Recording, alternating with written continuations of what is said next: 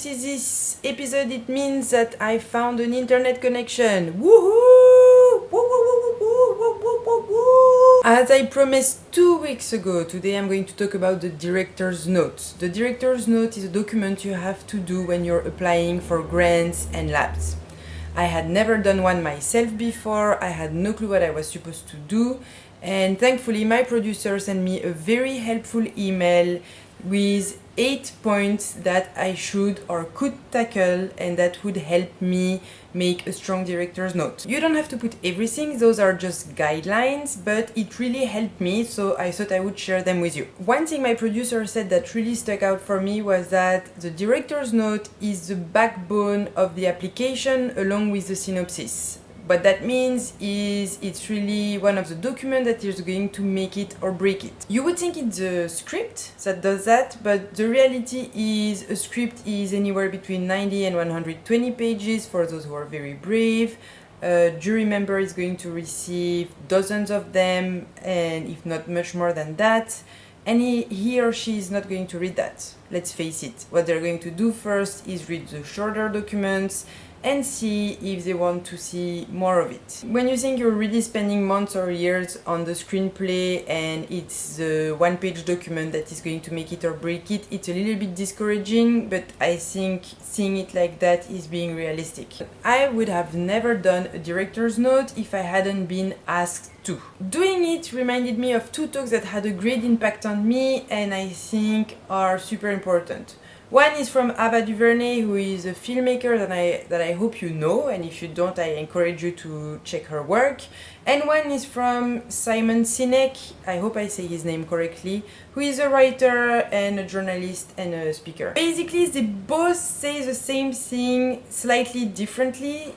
Simon Sinek has been known for his talk start with why. And when you think about it, this is really what a director's note is. It's starting with the why. Why are you doing this? Why do you want to work with this person? Why do you talk about this theme? Why do you think it's worth our time and your time and everybody's energy and money?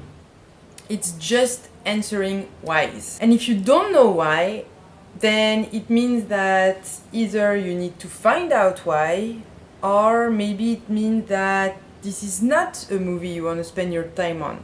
I think doing a director's note is an excellent exercise to find out if the reasons why you're trying to make the film you're trying to make are solid. And if they're not, if you should solidify them or if you should give up on it. As for Ava DuVernay, her talk is close to Simon Sinek in a way, but it's just for filmmakers, so it hits home. It's a talk she gave at South by Southwest last year. I think it's a very profound talk and she's saying important stuff. Here is what Ava DuVernay says. So what I want to talk about is about the intention of our attention. The intention of our attention. It's so big for everyone, but especially for artists and creative types like us. It's the cause that produces the effect. And the effect is our life. So whether you're conscious of it or not, your intention is the cause that produces the effect, which is your life. So if you are not paying attention to your intention, then your life just kind of is a bit of a hot mess. That's what I found. Each decision we make and action we take is born out of intention. So every thought, person, experience that we give our attention to is motivated by intention. Pay attention to your intention, which is basically start with the why. But it's start with the why in a very warm and human way. What is your intention behind what you're doing? And are you okay with this intention? Because it's not just like find your intention, but it's also, are you okay with this intention? Why are you doing that?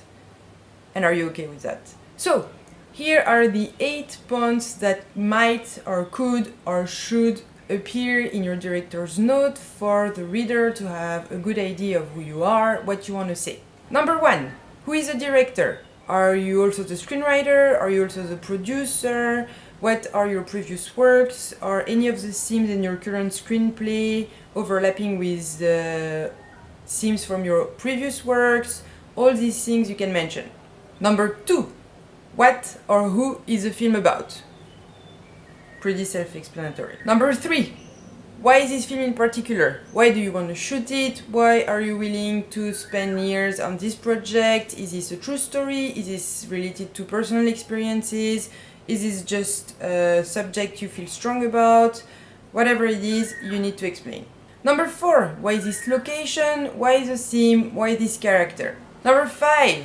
Why do you work with this producer? This means that for this type of documents you will have a producer. You need to have a producer. You cannot, these are not grants. The grants are film lab. You cannot apply by yourself. You need to be a team of 2, and usually that would be the filmmaker and a producer. Number 6. How are you planning to shoot it? Any technical details you already know, whether it's a choice of camera for a particular reason or something about music, or whatever it is. Whatever it is that has a technical aspect and that makes sense and connects with the overall theme of your story. If you have something about it, share it. Number 7. Why do you want to work with this particular actor or DOP or anyone in your team you want to bring, and you have a strong sense of why you want to bring them, and you can explain why it would make sense within your film.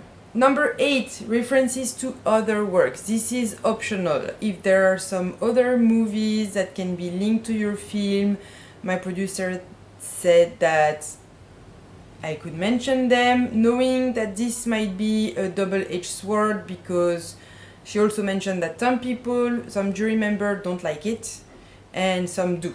So if you don't have any, don't push yourself. If you have one and it's so important, or it would clarify so much your work, maybe consider putting it, but that's not mandatory.